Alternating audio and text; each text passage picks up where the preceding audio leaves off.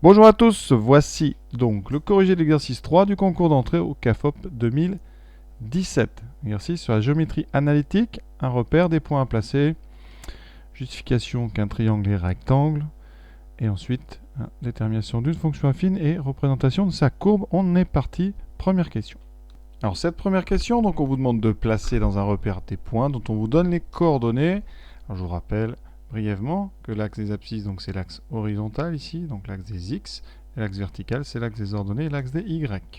Le point A, son abscisse c'est moins 4. Donc ici on va indiquer moins 4. Voilà, et son ordonnée c'est 5, donc c'est ici. Donc vous allez bien ici trouver le point A. Vous voyez bien, quand on projette ce point ici sur l'axe horizontal, avec des pointillés, on tombe bien sur moins 4. Quand on le projette sur l'axe vertical, on tombe bien sur 5. Donc ces coordonnées, c'est bien moins 4, 5. Le point B, son abscisse, c'est 2. Donc 2, c'est ici. Ordonnée moins 3. Donc moins 3, on va le chercher sur l'axe vertical, donc en bas.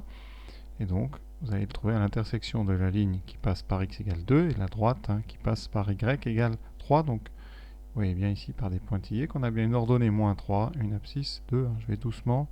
Je pense que certains savent ça très bien, même la plupart. Donc moins 1, 6, moins 1, donc c'est ici.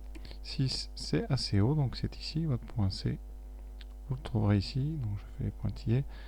Voilà, première question, on va dire très simple. Placer des points.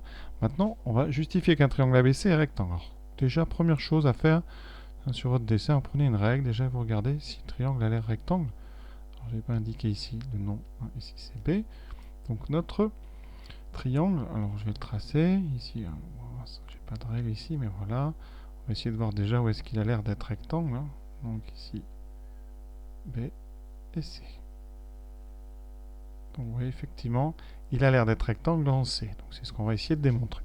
Et pour ça, eh bien, on va calculer les longueurs AB, AC et BC. Et on étudiera la fameuse réciproque du théorème de Pythagore pour savoir si un triangle est rectangle. Alors, la longueur AB. Alors, ici, donc, formule de cours. Donc, c'est racine carrée de x a moins xb au carré plus ya moins yb au carré. Alors, on peut inverser a et b ici dans les parenthèses, ça ne change rien puisqu'on a des carrés. Donc ici, ça donne, alors, xa moins xb. xa, c'est donc moins 4, moins 4, moins 2. Alors, je vais tout écrire. Moins 4, moins 2 au carré. Et ensuite, ya moins yb, 5 moins 3. 5 moins 3 au carré. Ça donne moins 4, moins 2, moins 6. Donc, moins 6 au carré. 5, ici, ça fera 5. Il manque une parenthèse, pardon. Ça fait 5 plus 3, donc ça fait 8 au carré. Alors attention, quand on met au carré moins 6, ça fera plus 36. Donc 36 plus 8 fois 8, 64. Ça fait racine de 100, ça tombe juste, ça fait 10. Pour la longueur AC, on utilise la même formule, évidemment, avec les points A et C. Donc là, je vais aller directement. A, donc moins 4 moins moins 1. Je préfère tout écrire. Moins 4 moins 1 au carré. Plus 5 moins 6 au carré. Ça nous donne moins 4 moins moins 1. Donc moins 4 plus 1. Moins 4 plus 1. Attention, ça fera moins 3. Ici, plus moins 1 au carré. Ce qui nous donne moins 4 plus 1, donc moins 3 au carré. Plus moins 1 au carré, ça fait 1. Il nous reste donc racine de moins 3 au carré, 9, plus 1, donc racine de 10. Pour l'instant, ça correspond un petit peu à ce qu'on voit sur le dessin. AC a l'air beaucoup plus petit. BC, pareil, on fait des choses doucement. Donc 2 moins moins 1 au carré, plus moins 3 moins 6.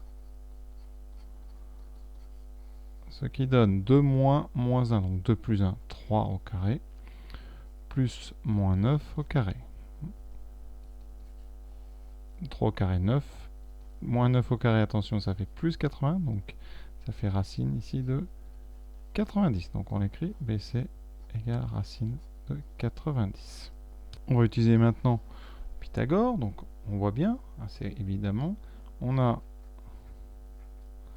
AB carré qui vaut 100, AC carré plus BC carré qui vaut racine de 10 au carré 10, plus racine de 90 au carré 90, donc ça fait 100. Donc, on a bien AB carré qui vaut AC carré plus BC carré. Et ça veut dire que dans le triangle, dans ABC, d'après la réciproque du théorème de Pythagore, d'après la réciproque donc de Pythagore, hein, sur une copie vous mettez du théorème de Pythagore, on a ABC rectangle, et là, comme le plus grand côté c'est AB, c'est rectangle donc en C. C'est bien l'intuition qu'on avait ici, on peut maintenant coder et mettre un angle droit ici. Voilà, donc sommet d'angle droit CC, on peut passer à la question 3. Donc on vous donne une fonction affine, f, et on vous donne deux images. Donc f de x, c'est ax plus b.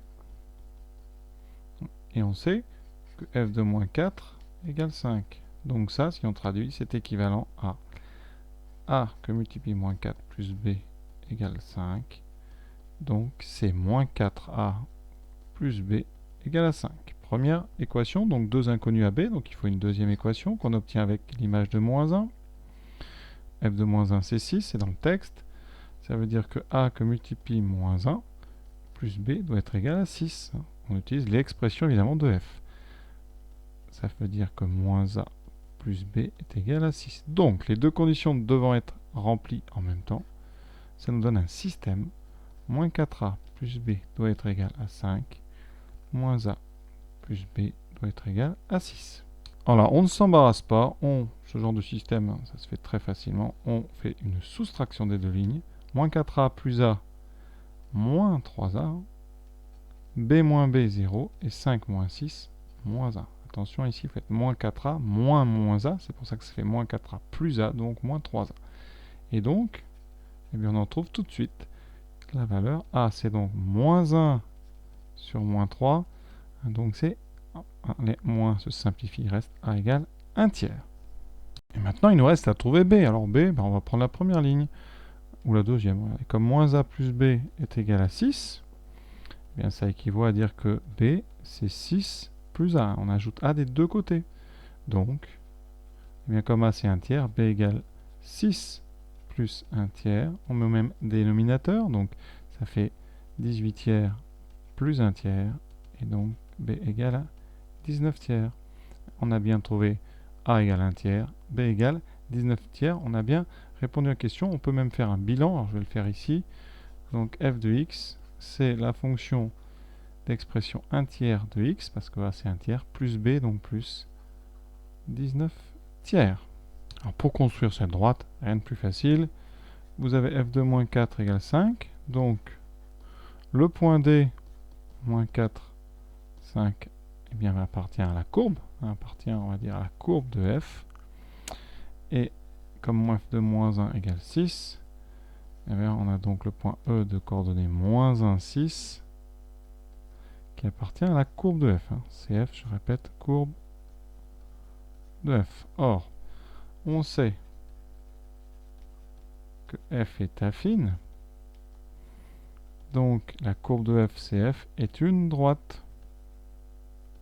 Et comme on a deux points E et D de cette droite, et donc c'est la droite, c'est donc la droite ED, ou DE, comme vous voulez. Donc je vais placer avec soin les points D et les points E. Alors, une couleur que je n'ai pas utilisée, c'est le vert, voilà. Moins 4, 5. Ah, ben moins 4, 5, j'avais pas remarqué, mais moins 4, 5, c'est le point A. Donc le point A ici, voilà, donc, et le point E, ah, ben le point E, c'est le point C. Vous voyez, finalement, j'aurais dû regarder un petit peu plus. Donc cette droite, c'est une droite, c'est la droite. Alors, ça sera la droite AC. Donc elle est déjà tracée ici.